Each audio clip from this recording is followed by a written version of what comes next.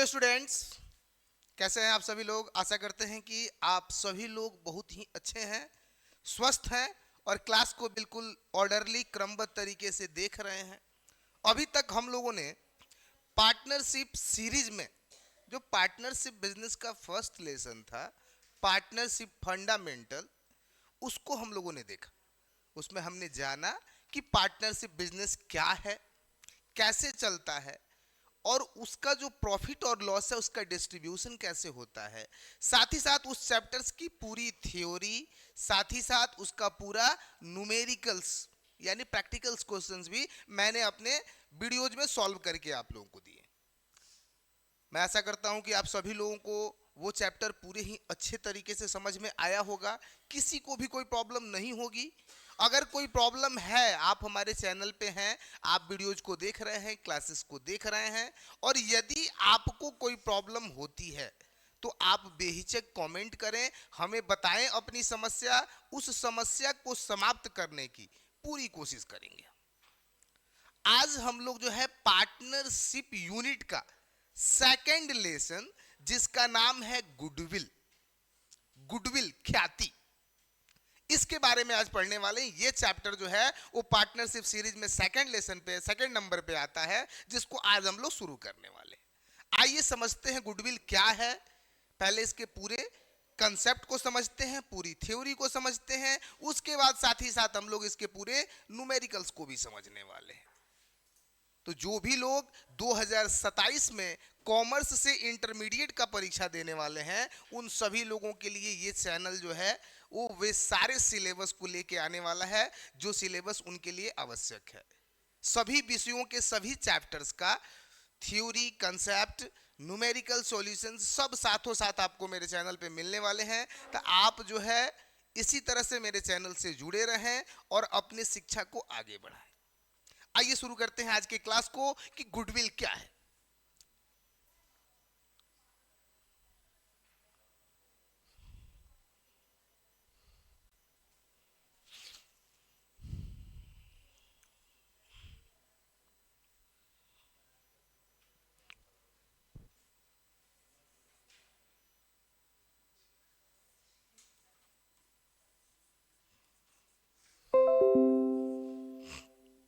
ध्यान दीजिएगा बाबू, सबसे पहला जो है हम लोग समझेंगे सबसे पहले कि गुडविल है क्या, आखिर ख्याति क्या है। गुडविल जो है जब हम लोग पढ़ने जाते हैं तो बिल्कुल ही नया चीज है, ये नया टर्म है, नया कंसेप्ट है। पहले हम लोग इसको समझने का प्रयास करते हैं कि आखिर गुडविल है क्या। देखिए, व्यवसाय की भाषा में गुडविल का बड़ा महत्व होता है, सामान्य जीवन में भी गुडविल का बड़ा महत्व होता है।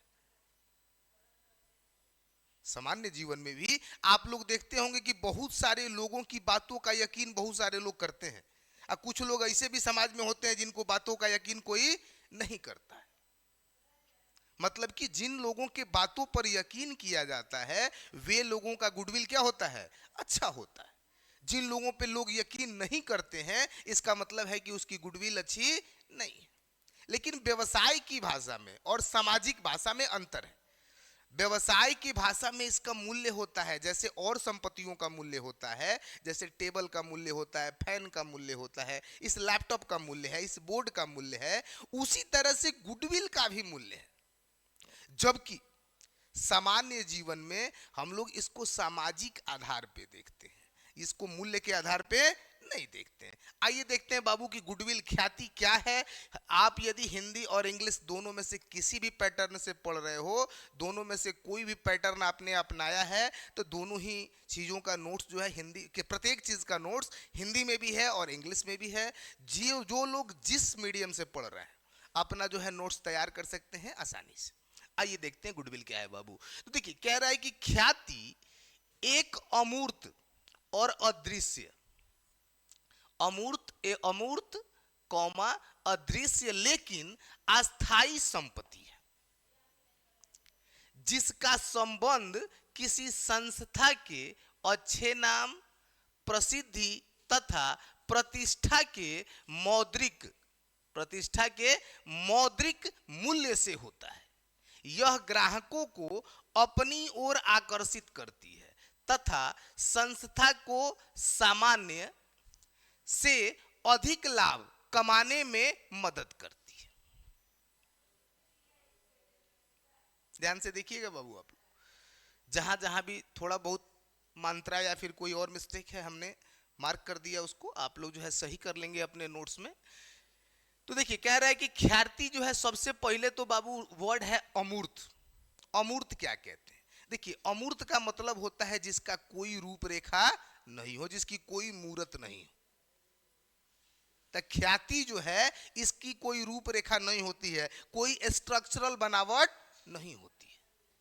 दूसरा अदृश्य।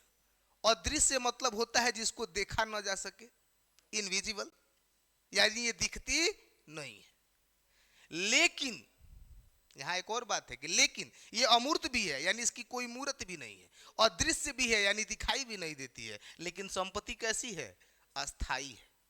व्यवसाय के लिए एक ऐसी संपत्ति है, अस्थाई है बाबू, जिसका संबंध किसी संस्था के अच्छे नाम, जिसका जो संबंध है वो किसी संस्था के किससे है बाबू? अच्छे नाम से। प्रसिद्धि यानी फेमस होना तथा प्रतिष्ठा के मौद्रिक मूल्य, यहां ध्यान दीजिएगा, मौद्रिक मूल्य, यानी कि गुडविल का मूल्य मनी में होता है। मौद्रिक, मौद्रिक का मतलब होता है मुद्रा से संबंधित, से होता है। यह ग्राहकों को अपनी ओर आकर्षित करती है, यानी जो कस्टमर्स होते हैं उसको अपने तरफ आने के लिए आकर्षित करती है, और संस्था को सामान्य से अधिक लाभ कमाने में मदद करती है। तो जब कस्टमर्स बढ़ेंगे तो हमारा सेल बढ़ेगा, और जब सेल बढ़ेगा तो हमारी प्रॉफिट बढ़ेगी, है कि नहीं? है ना?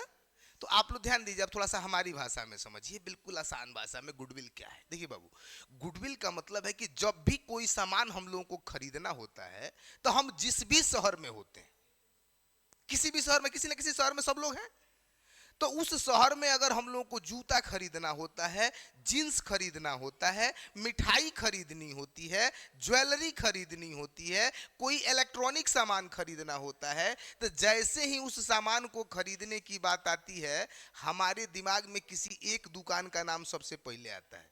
आता है कि नहीं आता है? आता है। अच्छा, उसी दुकान का नाम क्यों आता है? क्योंकि उस दुकान का रेपुटेशन जो है ये होता है कि वह अच्छी वस्तुएं बेचती है, अच्छे कीमत पर बेचती है, वहां पे कोई दिक्कत नहीं होने वाली है। देखिए दिस इज गुडविल, यही गुडविल है।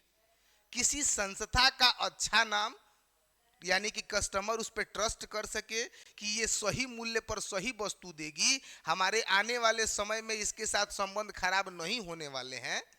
तो जो संस्था बाबू जितनी फेमस होती है, जिसका रेपुटेशन सबसे ज्यादा होता है, वही उसका गुडविल है। वही क्या है? गुडविल है।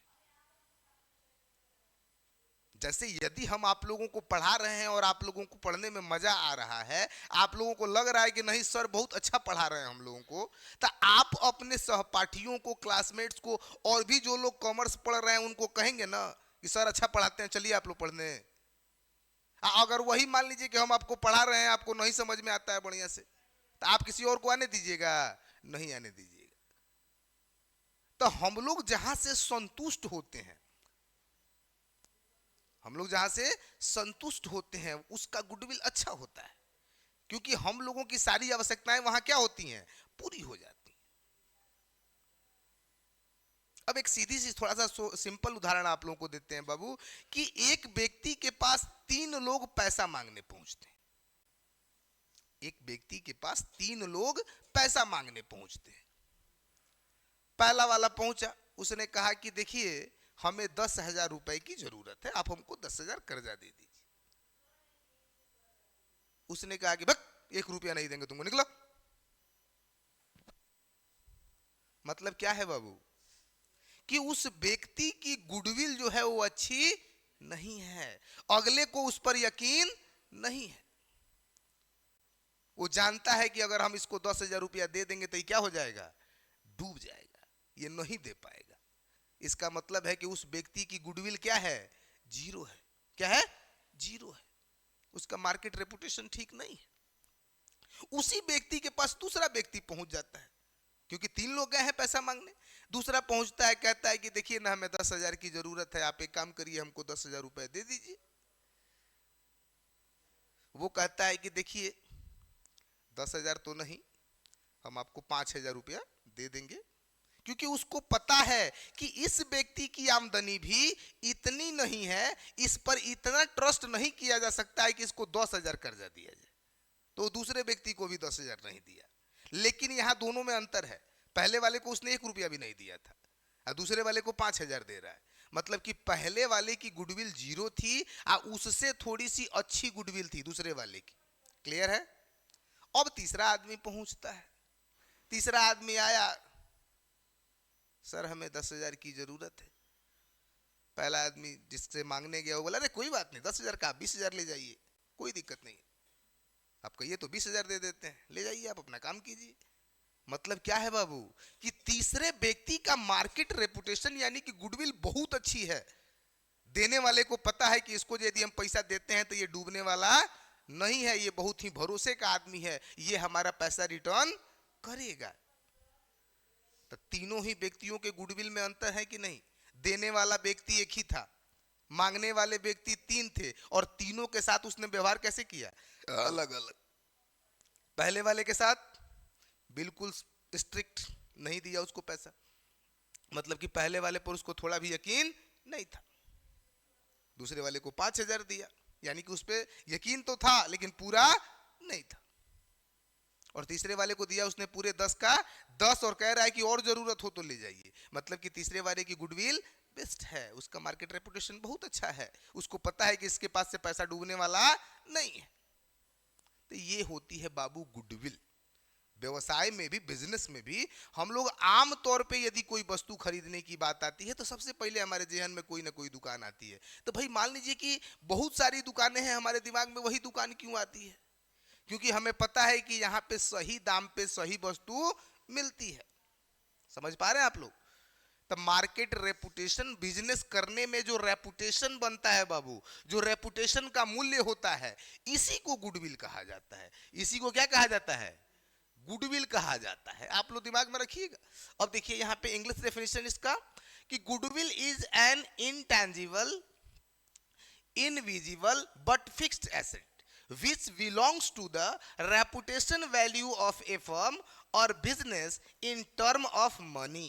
It attracts customers and enable the business to earn higher profit than normal profit. जो डेफिनेशन ये हिंदी में लिखा हुआ है, सेम वही डेफिनेशन यहाँ इंग्लिश में लिखा गया है। तो आम तौर पे एक व्यवसाय के अच्छे नाम, प्रसिद्धि, प्रतिष्ठा का मौद्रिक मूल्य यानी कि पैसे के रूप में जो उसका मूल्य होता है बाबू, उसको हम लोग क्या कहते हैं? गुडविल कहते हैं, ख्याति कहते हैं। एक संस्था जितनी ज्यादा फेमस होती है उसका गुडविल उतना अच्छा होता है। लोग उस पर ट्रस्ट करते हैं, कस्टमर उस पर ट्रस्ट करते हैं और कस्टमर उसके तरफ खींचे चले जाते हैं, क्योंकि उन्हें पता होता है कि ये दुकान जो है लंबे समय से चल रही है, अपने परफॉर्मेंस के लिए फेमस है, यहाँ हमसे चीट नहीं होगा। तो लोग उस संस्था पे क्या करते हैं? ट्रस्ट करने लगते हैं। जैसे अभी हम लोग लोकल क्षेत्र में बात करें, अभी आप लोग बैठे हुए हैं और हम कहें कि बाबू एक काम करते हैं, आज आप लोगों को मिठाई खिलाने का मन कर रहा है मेरा, मिठाई बताइए कहाँ से मंगा दिया जाए। तो आप लोगों के दिमाग में जो पहला नाम आएगा मिठाई का दुकान का, मतलब कि क्या है? वो इस जगह का, इस प्लेस का, इस लोकल स्थान का सबसे ज्यादा गुडविल वाला दुकान है। अब हम कहें कि भाई वो दुकान अभी नहीं खुली है, तो फिर आपके दिमाग में दूसरा नाम आएगा। मतलब कि उस दूसरे वाले दुकान का रेपुटेशन तो है लेकिन पहले वाले से कम है। अब पहला वाला नहीं है तो भाई दूसरे वाले के यहां से लेना है। तो ये है गुडविल, जो कि कस्टमर्स को अपने तरफ क्या करता है? खींच लेता है, आकर्षित करता है। किसी भी संस्था का रेपुटेशन ही अपनी तरफ खींचता है। समझ में आ रहा है? जैसे हम आपको पढ़ा रहे हैं, आपको समझ में ही नहीं आए कि हम क्या बता रहे हैं, तो आप पढ़ेंगे? नहीं पढ़ेंगे, दूसरे को भी नहीं आने देंगे। लेकिन वही अगर यदि आप सेटिस्फाइड हैं तो कोई भी पूछता है तो क्या कहते हैं? चलो चलो बहुत अच्छा पढ़ाते हैं, समझ में आता है, हम लोग को तो समझ में आता है, तुमको भी आएगा, होप है कि समझ में आएगा, आशा है। चलो, तो इसका मतलब क्या है बाबू कि उस संस्था का या उस व्यक्ति की गुडविल क्या है, अच्छी है, यानी वो अपने काम में निपुण है। तो व्यवसाय का जितना फेमस होना होता है बाबू, उसका मनी वैल्यू क्या कहलाता है, गुडविल कहलाता है। आई होप आप लोगों को समझ में आ गया होगा। यहां से स्क्रीनशॉट ले लीजिए इसका, ताकि हम आगे बढ़ें।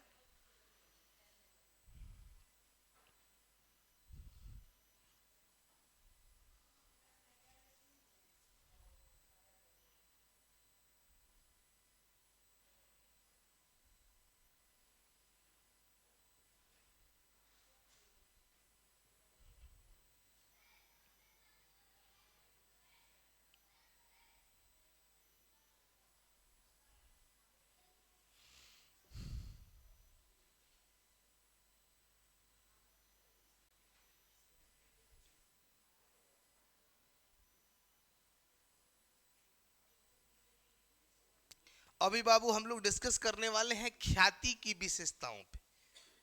पहला आपने स्क्रीनशॉट ले लिया, अपना नोट्स आप तैयार कर लेंगे। देखिए, अगर लिखते वक्त कुछ प्रॉब्लम आती है तो मैं सारी चीजों को पढ़ता भी हूं, तो आप लोग जो है वहां से भी उसको सही कर सकते हैं। अगर कोई लिखने में कहीं अशुद्धि है, प्रिंटिंग टाइपिंग में मिस्टेक है, तो मैं सारी चीजों को बोल के भी बताता हूं। तो अगर आप जो है कहीं मिस्टेक पाते हैं तो उसको बोलने के अकॉर्डिंग सही कर लेंगे, अगर नहीं होता है तो कमेंट करके पूछ लेंगे। आइए अब हम लोग देखते हैं बाबू ख्याति की विशेषताएं, यानी कैरेक्टरिस्टिक्स ऑफ गुडविल। ध्यान दीजिएगा, कैरेक्टरिस्टिक्स ऑफ गुडविल, यानी जो ख्याति होती है, ये तो समझ में आ गया हम लोगों को कि बिजनेस का जो है अच्छा नाम, फेमस होना, उसको मनी के रूप में अगर हम टर्म करते हैं तो गुडविल है। लेकिन इसमें विशेषता कौन कौन सी होती है, एक गुडविल जो होता है उसमें कौन कौन सी विशेषताएं पाई जाती हैं, अभी हम लोग इस पे डिस्कस करेंगे। तो विशेषता कौन कौन सी पाई जाती है, सबसे पहले यह एक अदृश्य संपत्ति है। यह एक क्या है बाबू, अदृश्य संपत्ति है। इट इज एन इंटेंजिबल या इनविजिबल एसेट्स, यानी कि यह एक अदृश्य संपत्ति है जो दिखाई नहीं देती है। बाबू ये दिखाई क्या करती है, नहीं देती है। दिमाग में रखिएगा कि ये जो होती है वो क्या करती है, दिखाई नहीं देती है। दूसरा, इसका एक निश्चित मूल्य होता है। इसका एक निश्चित मूल्य होता है।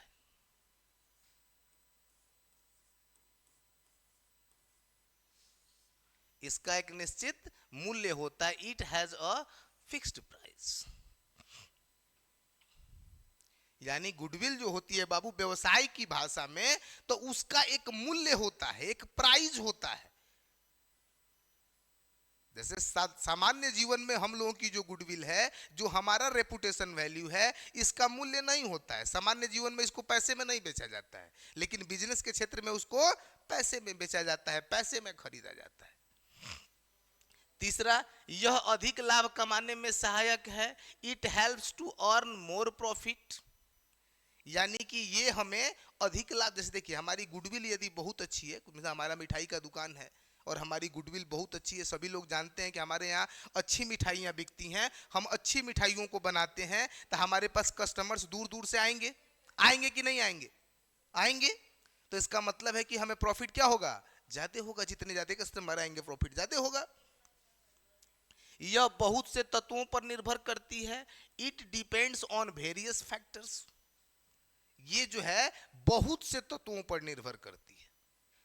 गुडविल जो है किसी एक तत्व पर या तथ्य पर निर्भर नहीं करता है, ये बहुत से तत्वों पर निर्भर करता है। जैसे व्यवसाय किस तरह का है, कहां पर है, उसका मालिक कौन है, बहुत सारी चीजें हैं जो आगे मिलेंगी आपको।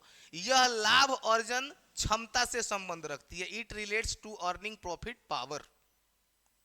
देखिए, जिस व्यवसाय में जितना अधिक लाभ कमाने का पावर है, प्रॉफिट अर्निंग पावर है, इसका संबंध उसी से होता है।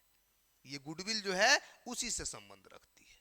अभी हमने बताया कि जिस संस्था का गुडविल ज्यादा होगा वो अच्छी प्रॉफिट कमाएगा।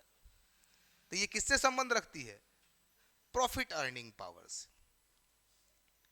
इसे अन्य संपत्तियों की तरह बेचा जा सकता है। It could be sold like other assets. जिस तरह से हम एक बेंच को, एक टेबल को, एक फर्नीचर को, एक कंप्यूटर को बेच सकते हैं, उसी तरह से व्यवसाय में गुडविल को भी बेचा जाता है।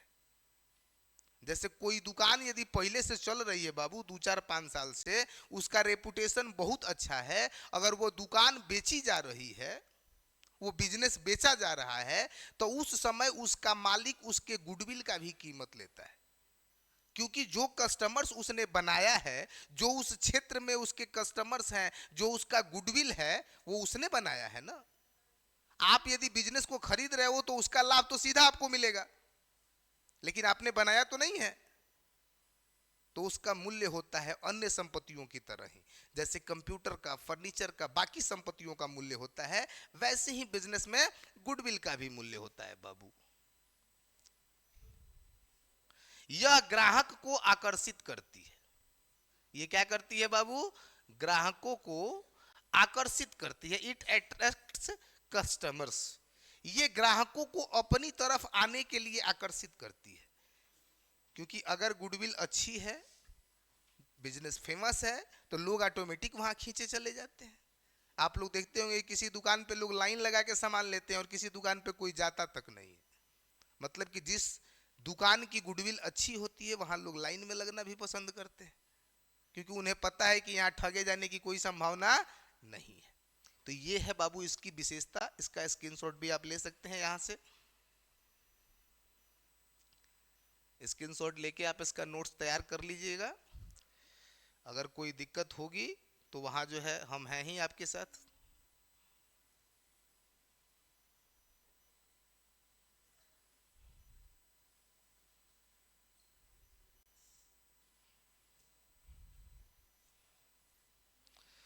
अब देखिए बाबू, factors affecting the value of goodwill. Value of goodwill, ख्याति के मूल्य को प्रभावित करने वाले तत्व।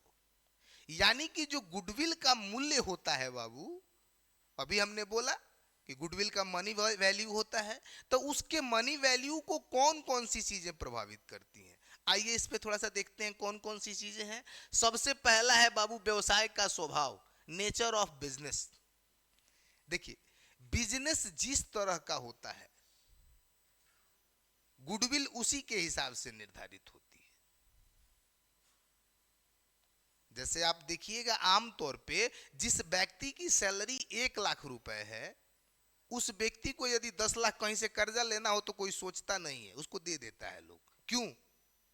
क्योंकि पता है कि ये व्यक्ति कमाता अच्छा है, 1 लाख रुपया हर महीने कमाता है, साल भर में रिटर्न कर देगा हमारा पैसा। यही यदि ये किसी व्यक्ति की सैलरी 12,000 रुपए है और वह कहीं 10 लाख रुपया मांगने चला जाए, उसको मिलता है? नहीं मिलता है। क्यों नहीं मिलता?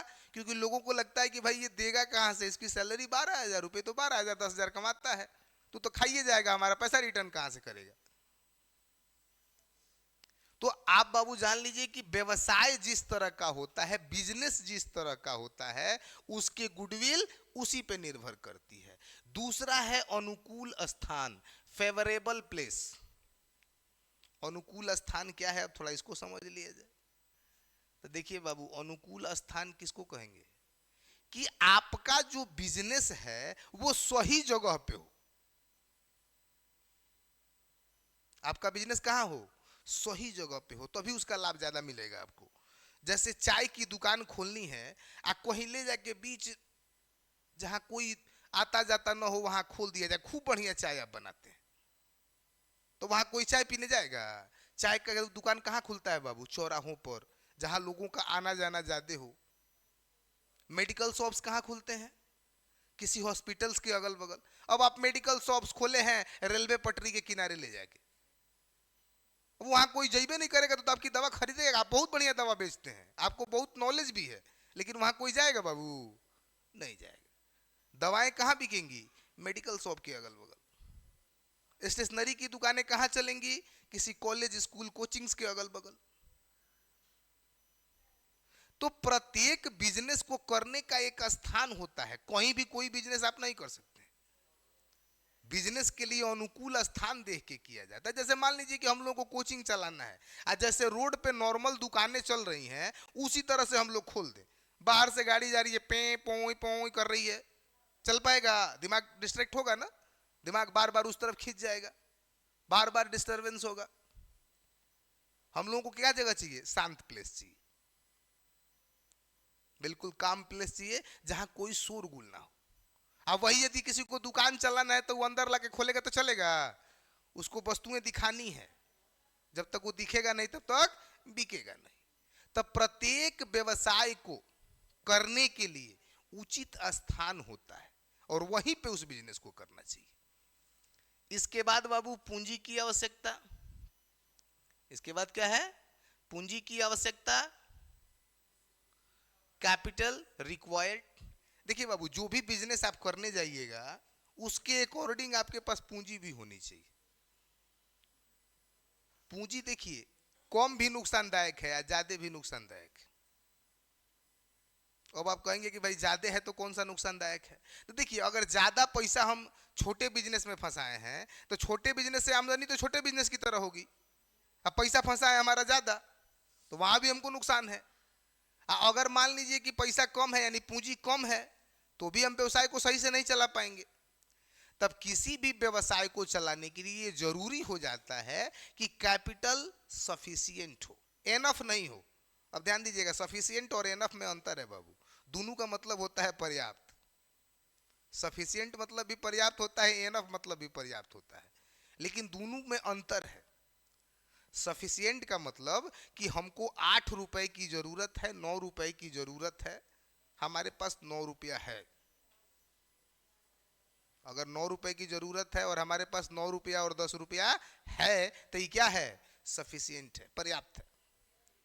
और हमको 10 रुपए की जरूरत है और हमारे पास हजारों रुपया है तो ये क्या है? एनफ है। अब देखिए बाबू, होता क्या है कि सफिशिएंट मतलब जितनी जरूरत है उसके आसपास हमारे पास है, एनफ का मतलब जितनी जरूरत है उससे बहुत ज्यादा हमारे पास है। तो पूंजी कैपिटल जो है बाबू व्यवसाय के अकॉर्डिंग हमारे पास होनी चाहिए। जिस तरह का व्यवसाय कर रहे हैं उसके अकॉर्डिंग पैसे हमारे पास होने चाहिए। उसके बाद है प्रबंध की दक्षता, मैनेजमेंट एफिशिएंसी। अब प्रबंध की दक्षता क्या है? देखिए बाबू, जिस तरह का व्यवसाय हम लोग करेंगे उसका मैनेजमेंट भी ठीक से होना चाहिए। अगर मैनेजमेंट बढ़िया से नहीं होगा तो आपका व्यवसाय डूब जाएगा। क्योंकि देखिए बाबू, व्यवसाय में सबसे इंपॉर्टेंट चीज होता है वो होता है मैनेजमेंट। ये भी एक इनविजिबल पावर है। अभी हम लोग बिजनेस स्टडीज पढ़ेंगे, उसमें सिर्फ मैनेजमेंट के बारे में ही सारी चीजें पढ़नी है। किसी भी काम को अगर मैनेजमेंट के साथ किया जाए तो कोई प्रॉब्लम नहीं होती है, और यदि मैनेजमेंट वीक होता है तो आपका बड़ा से बड़ा प्लान भी क्या हो जाता है? फेल कर जाता है। तो मैनेजमेंट बहुत जरूरी है। विशेष लाभ, स्पेशल प्रॉफिट। देखिए, यदि बिजनेस का गुडविल बहुत अच्छा है, यदि हमारे बिजनेस का गुडविल बहुत अच्छा है तो हमको क्या मिलता है बाबू? स्पेशल प्रॉफिट, यानी उसका विशेष लाभ मिलता है।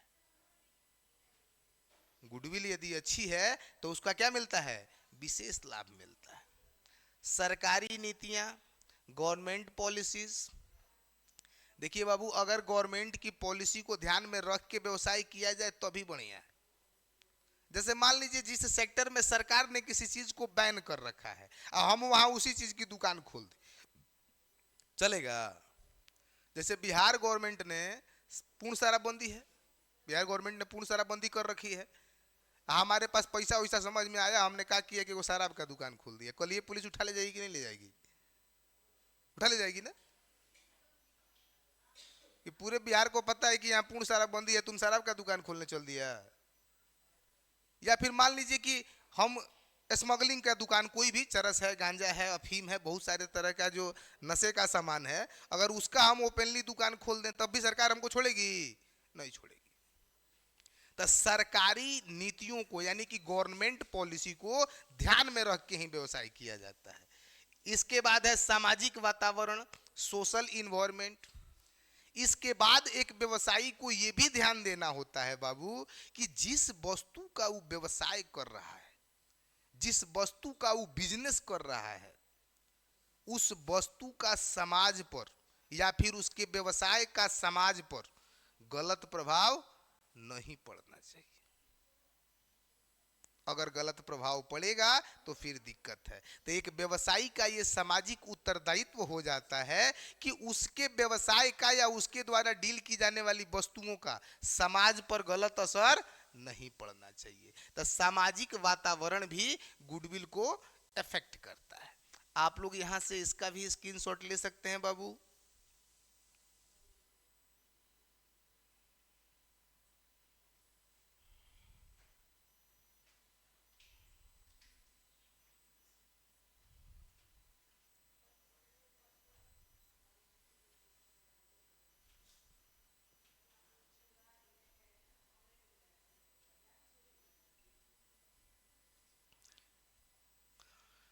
अब जो है आते हैं अगले टॉपिक पे, अगले पॉइंट पे जहां हम लोग डिस्कस करने वाले हैं बाबू, ख्याति के मूल्यांकन की आवश्यकता।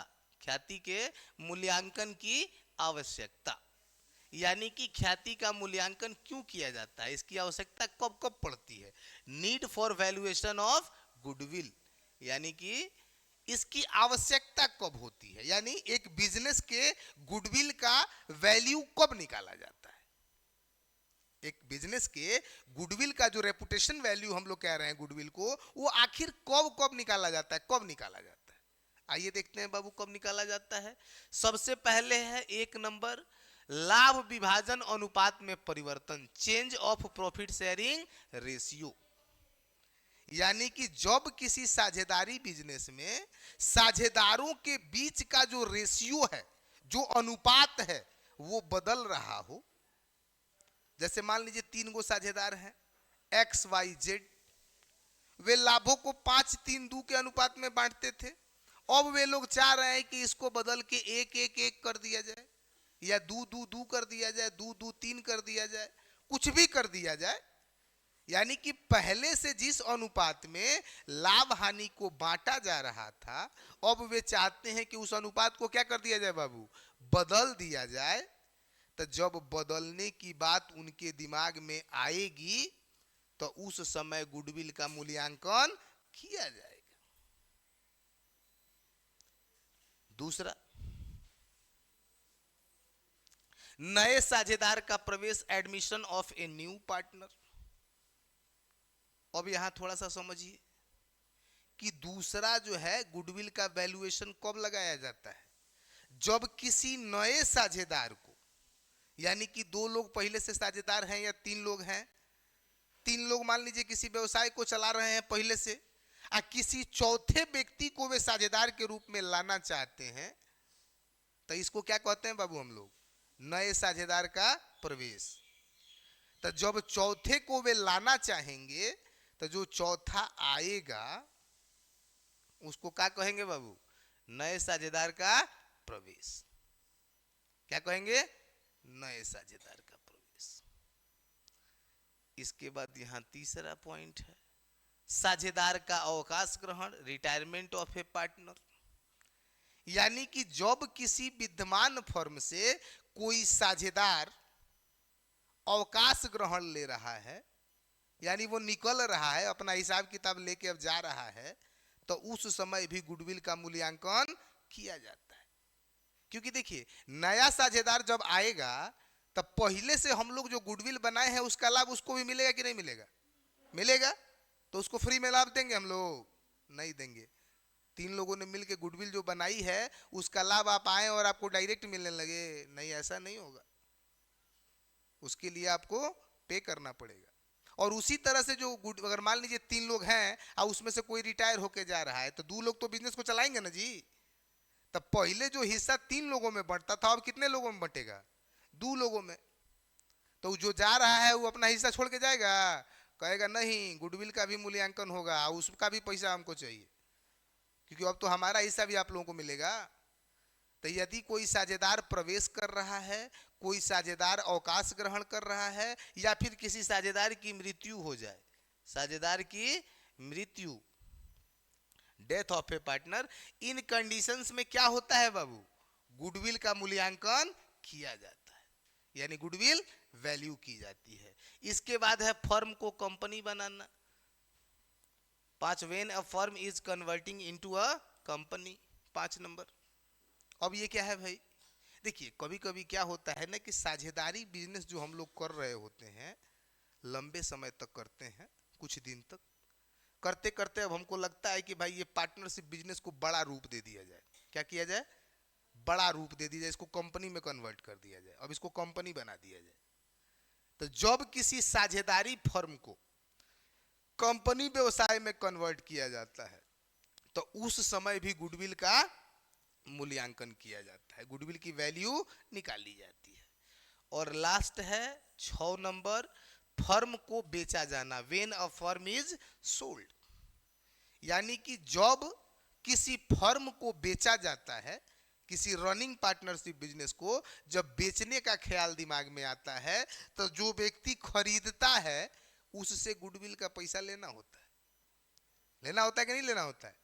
तो ये दिमाग में रखिएगा बाबू कि जब किसी फर्म को बेचने की बात दिमाग में आती है तो उस समय भी गुडविल का मूल्यांकन किया जाता है, यानी उस फर्म के गुडविल का वैल्यू निकाला जाता है, क्योंकि जो व्यक्ति खरीदता है उस व्यक्ति से उसका पैसा भी लेना होता है।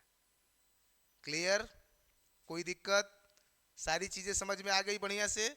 आप लोग इसका भी स्क्रीनशॉट ले सकते हैं यहां से।